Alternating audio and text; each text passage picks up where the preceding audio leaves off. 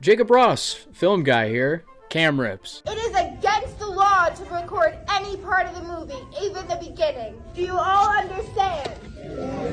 Oh, the film lover's desperate last-ditch effort when a movie's playing 8 hours away and you just can't wait. So what do? Are you gonna wait months after a film releases just so you can watch it?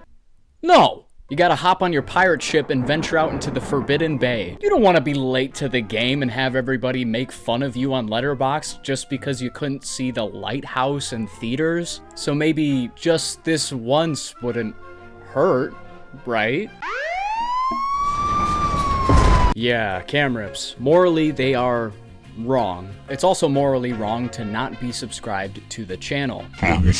So if you don't know, a cam rip is essentially a bootleg recording of a film that's still in theaters. Cam rips are often coded with gambling ads and random advertising spliced into the middle of the film, which is always funny to watch. You'll see people walking in front of the camera, which is always fun, and hear people cheering and laughing. Wow, what an authentic way of watching movies that are still in theaters from the comfort of your own home, but only if you want to go to jail. Ain't that swell? It's probably worth it though, right?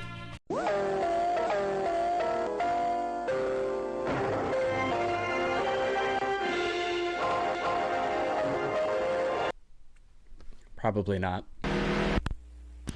I'm sorry to interrupt, but we need Marcia and Ron Barnes to come up and get their child up at the concession stand. Thank you. Yeah, maybe it's worth it. Today there are hundreds of ways and websites to go on to watch cam rips of films that are still in theaters. It's something that's been around for quite a long time. You can go online and find recordings of films all the way back in 1978 with the release of Halloween. Or even reactions to the original Star Wars.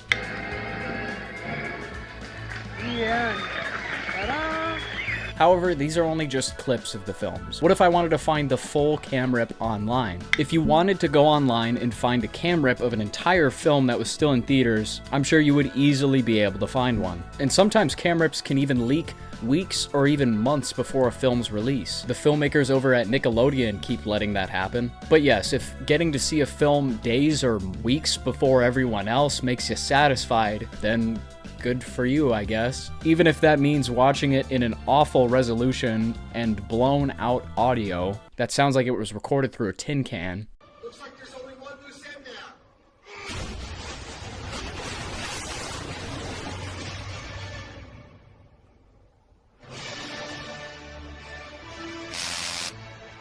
But yes, I will cut the bullshit and say openly, yes, I've watched cam rips before.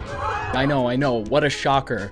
But I feel like we've all been that desperate before. I discovered the cam rip back in 2018 when I was still in high school. I didn't have a car, I couldn't drive to the theater, and I couldn't get into any R-rated films by myself unless I was with an adult. Then one day on Twitter, I saw that somebody posted a link for the entire film Halloween that had just released, which I actually had seen the week prior, but the crisp video quality of the film that was only in theaters blew my mind. So I looked for more and I ended up watching a lot of cam rips for films, only because I didn't have any way of getting to the theater unless I bugged a friend every day. But I also couldn't afford to see all of these movies in the cinema. And back then in 2018, I was having fun making movie reviews for this channel, even though it was for my 80 viewers. But today, I'm a grown man and can drive my own ass to the theater and pay for a ticket, so I don't watch cam rips. But there's some exceptions. If I'm going to venture out and watch a cam rip today, it's going to be a film that I know going in would be an insufferable experience, or it's a film that I just seriously do not want to support,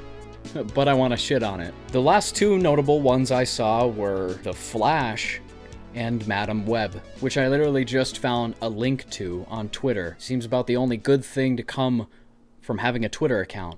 But surprisingly, the cam rip experience with those two made them infinitely better than if I was trapped in the theater with these films and had $20 less in my bank account. Look, I wasn't just gonna hand over $15 to Sony just to sit through 2 hours of the most lifeless superhero garbage I've ever seen. I'd rather watch it in 144p in the comfort of my home with the screen covered in gambling ads. For The Flash, a film with absolutely terrible CGI, managed to actually look better in this awful quality, but still somehow just as bad. And that potato resolution can mask out a lot of imperfections. But if I can watch a film in this resolution and think that the CGI still looks absolutely awful, then I know it's bad. I know it's really bad. And actually, for the first quarter of the film, for some reason, it kept switching back and forth between English and Spanish, which was awesome. An action scene would happen, and then all of a sudden Batman would start speaking fluent Spanish. Soy Batman. And it was truly the best way that I could have watched this piece of shit. Out of curiosity, I reached out to all of you to tell me your thoughts on cam rips and whether or not you think they are good or bad. I like that episode of Seinfeld where Jerry starts bootlegging movies. It's the funny. Me too, man. I haven't watched a cam rip in 20 years. Damn, good for you, man.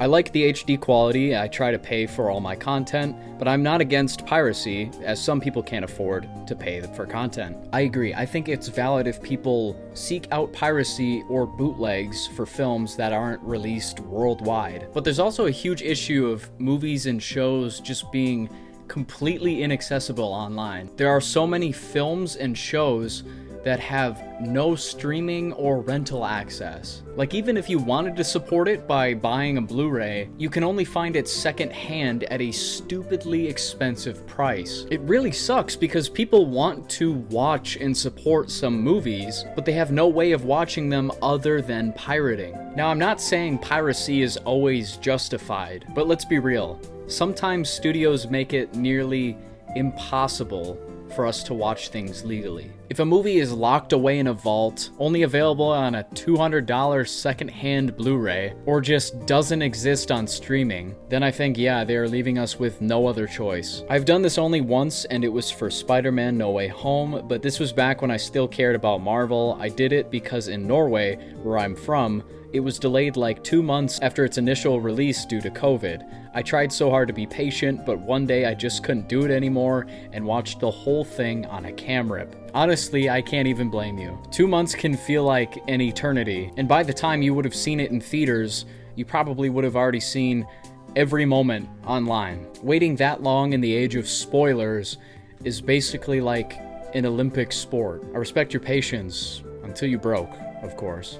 I remember when I was younger, my friends and I would pirate new movies and we would flat out refuse to watch cams because of how awful they were. I think I maybe watched one episode of a TV show I couldn't find anywhere else in its entirety. I completely avoid them if possible. See, that's how you know you had standards as a kid. My younger self, not so much. You and your friends had standards while I was out here thinking this was an okay way to watch movies. Whoa, whoa, whoa! I didn't know Dan Aykroyd was in this picture! Honestly, good on you, man. Overall, yes, cam rips are bad. They ruin the experience, they don't support the industry, and sometimes they have ads for a casino in the middle of a dramatic death scene. But at the same time, studios make it way too hard for us to watch these films legally. So what's the real crime here? Watching a cam rip of Captain America 4, or the fact that Captain America 4 exists? I'll let you be the judge.